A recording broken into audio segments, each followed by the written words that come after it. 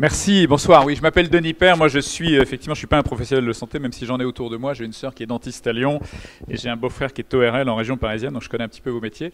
Moi, je suis un entrepreneur récidiviste. J'ai créé 2 sociétés dans ma vie en 22 ans. Une première à 27 ans avec 10 000 euros, qui est un éditeur de logiciels qui s'appelle Business Object, qui est devenu leader mondial dans son domaine, qu'on a implanté dans 50 pays, qu'on a coté en bourse au Nasdaq 4 ans après la création, qui a fait que les Américains nous ont nommé entrepreneur de l'année aux côtés de Steve Jobs et Steven Spielberg en 96, parce que...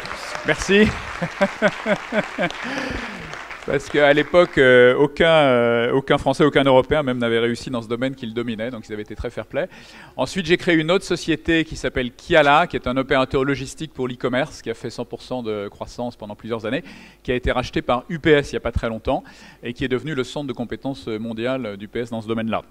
Et puis après ce parcours, eh bien, j'ai eu envie de faire autre chose, j'ai eu envie de m'engager dans la vie publique, et j'ai créé il y a un mois un mouvement qui s'appelle Nous Citoyens, pour redonner la parole à la société civile qui a besoin de la prendre. Ce que j'entends ce soir, je l'entends partout.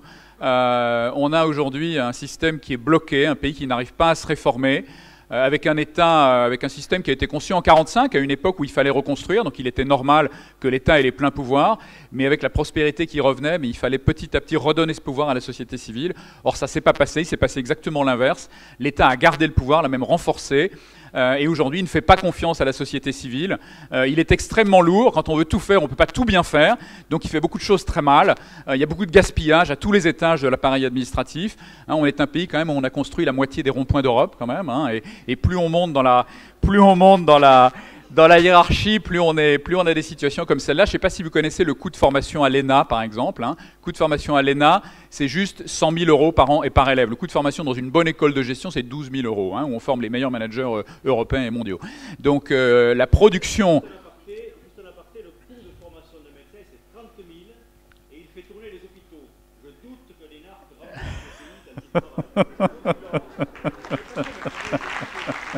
C'est un bon exemple.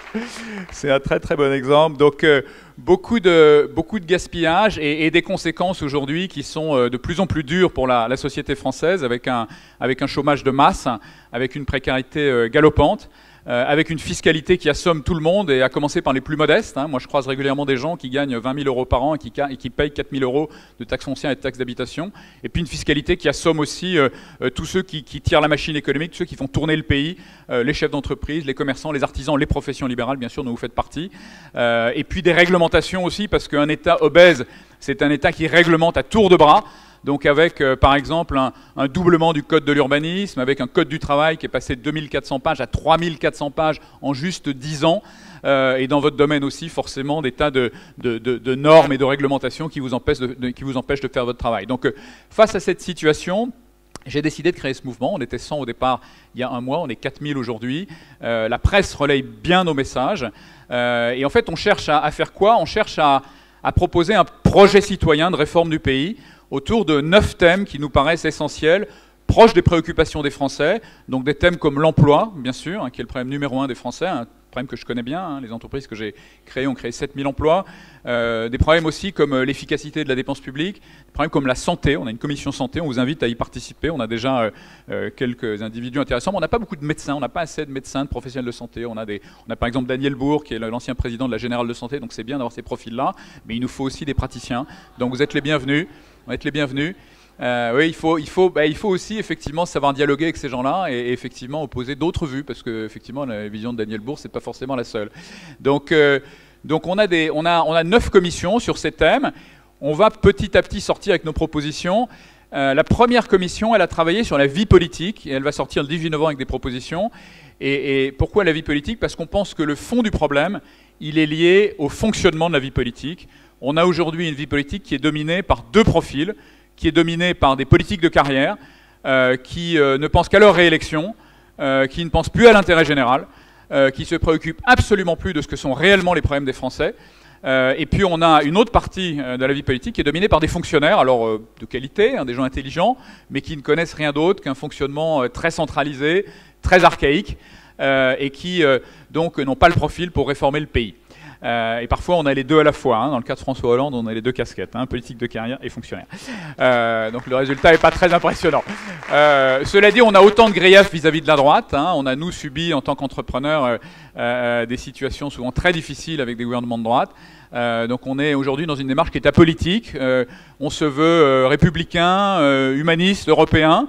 On a 3 valeurs aussi assez clés auxquelles on croit. On croit à la solidarité, mais une vraie solidarité efficace, qui s'adresse en particulier aux problèmes les plus urgents, à la très grande précarité, qui va aider ces gens-là à rentrer dans la société et pas les assister indéfiniment, ce qui est humiliant pour eux et ce qui est coûteux aussi pour la collectivité. Puis une vraie solidarité, elle est débarrassée de choses comme les régimes spéciaux de retraite qui sont extrêmement coûteux et qui sont injustifiables. On croit aussi à la responsabilité dans la gestion des affaires publiques. Et la responsabilité, ça commence par créer un environnement qui soit prospère et qui permette de financer des politiques de solidarité ambitieuses. C'est aussi voter un budget à l'équilibre et arrêter de voter des budgets indéfiniment déséquilibrés depuis 30 ans, ce qui finit par endetter nos enfants auxquels on laisse 30 000 € de dette par personne. Chaque enfant qui naît avec 30 000 € de dette aujourd'hui. Donc beaucoup de thématiques autour de la responsabilité. Et puis la confiance aussi. On pense qu'il faut rétablir la confiance aujourd'hui entre la société civile et la sphère politique, c'est essentiel, sinon le système va exploser. On commence à voir, on a vu avec les bonnets rouges, on commence à voir un peu partout que le système est en train de craquer. Il faut absolument aujourd'hui rétablir la confiance, et donc on fait des propositions aussi sur ces sujets-là. Voilà, donc rejoignez-nous, www.nouscitoyens.fr, on va essayer de vous aider dans la mesure du possible. Merci.